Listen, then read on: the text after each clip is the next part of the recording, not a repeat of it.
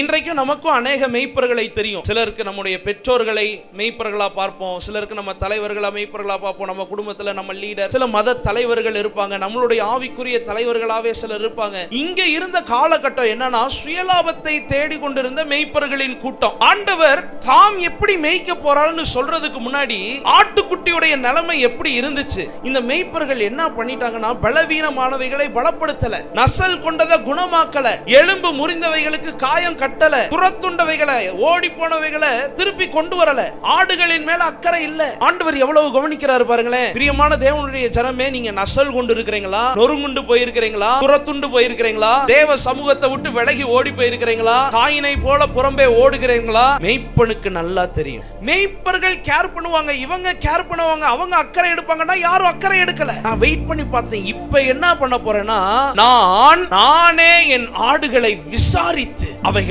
தேடி பார்ப்பேன். நான் களத்துல இறங்க போறேன். ஆண்டவர் சொல்றார். அல்லேலூயா.